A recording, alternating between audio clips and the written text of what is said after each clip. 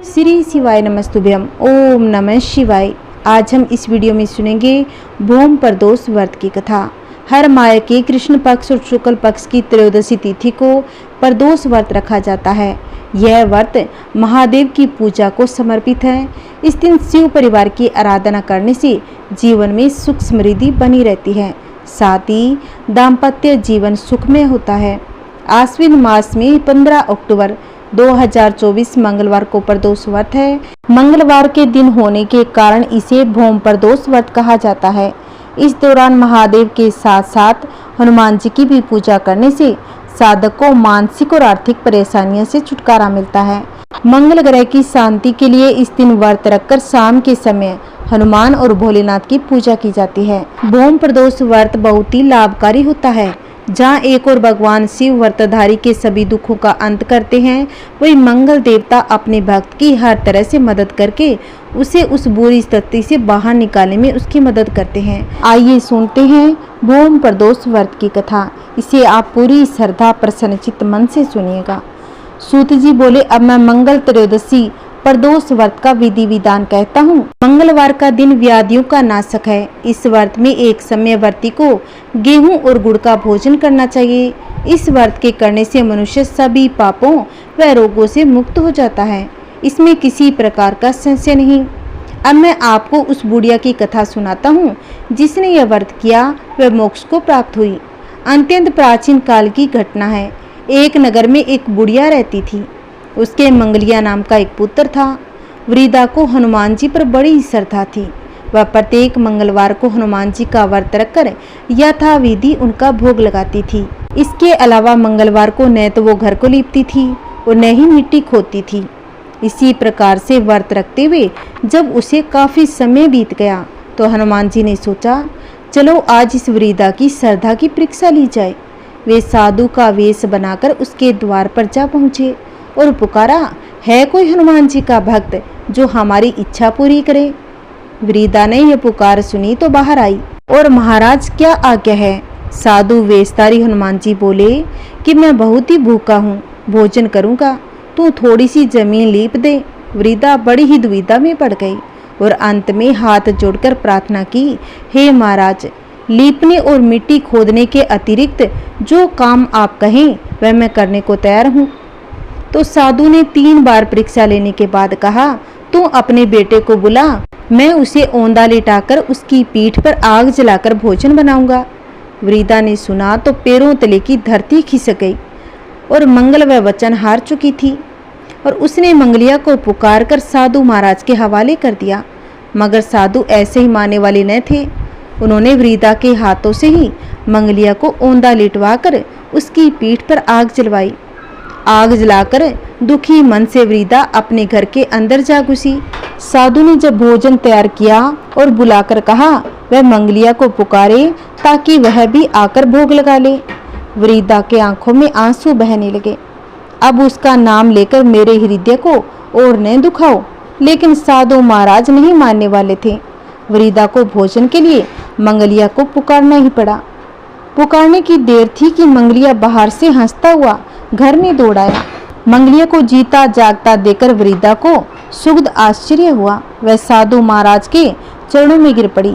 साधु महाराज ने उसे अपने असली स्वरूप के दर्शन दे दिए। हनुमान जी को अपने आंगन में देखकर वृद्धा को लगा कि जीवन सफल हो गया। जैसे बुढ़िया माई को हनुमान जी ने दर्शन दिए वैसे सबको दे। कहानी कहते कहानी सुनते हुंकार भरते सबके घर में सुख शांति बनी रहे।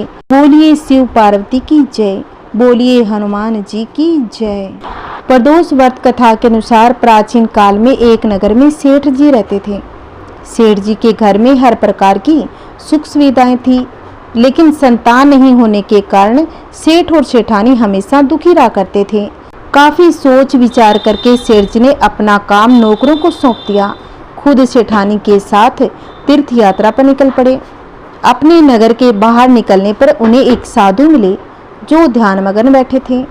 सेठ जी ने सोचा क्यों न साधु से आशीर्वाद लेकर आगे की यात्रा की जाए। सेठ और सेठानी साधु के निकट बैठ गए।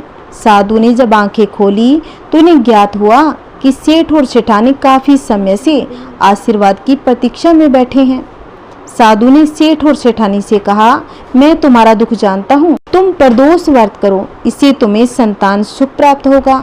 साधु ने सेठ और सेठानी को प्रदोष व्रत की विधि भी बताई और शंकर भगवान की निमन वंदना बताई। हे रुद्रदेव शिव नमस्कार है, शिव शंकर जग गुरु नमस्कार है, हे नीलकंठ सुर नमस्कार, शशि मोल चंद्र सुख नमस्कार, हे उमाकांत सुधी नमस्कार, उगरतव रूप मन नमस्कार, ईशान इस प्रभु नमस्कार, विशेश्वर प्रभु शिव नमस्कार। दोनों साधु से आशीर्वाद लेकर तीर्थ यात्रा के लिए आगे चल पड़े। तीर्थ यात्रा से लौटने के बाद सेठ और सेठानी ने मिलकर प्रदोष व्रत किया, जिसके प्रभाव से उनके घर एक सुंदर पुत्र का जन्म हुआ और खुशियों के साथ उनका जीवन भर गया। जैसे सेठ और सेठानी को भगवान ने दिया, वैसा भगवान सबको दे। कहानी कहते, कहानी सुनते, हुंकार भरते, सबके घर में सुख शांति बनी रहे। आइए सुनते हैं आरती। ओम जय शिव ओंकारा, हर शिव ओंकारा, ब्रह्मा विष्णु सदा शिव, ब्रह्मा विष्णु सदा शिव, अर्धांगी धारा। ओम जय शिव ओंकारा, एकानन चतुरानन, पंचानन राजे, प्रभु पंचानन राजे, हंसानन गरुड़ासन, हंसानन गरुड़ासन, वृषवाहन साजे।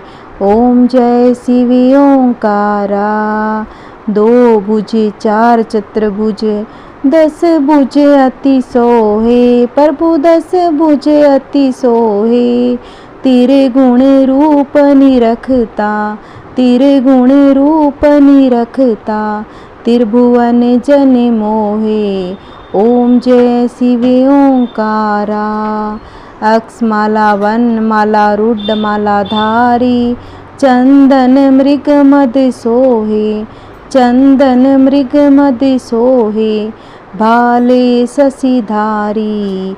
ओम जय शिव ओंकारा, श्वेतांबर पीतांबर, बागंबर अंगे, प्रभु बागंबर अंगे, सनकादिक गरुणादिक, सनकादिक गरुणादिक, भूतादिक संगे।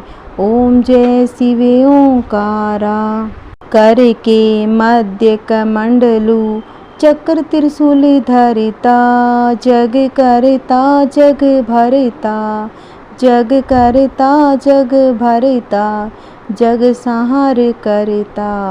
ओम जय शिव ओंकारा, ब्रह्मा विष्णु सदा शिव, जानत अविवेका, पर्णवाक्षर के मध्य, पर्णवाक्षर के मध्य, ये तीनों एका।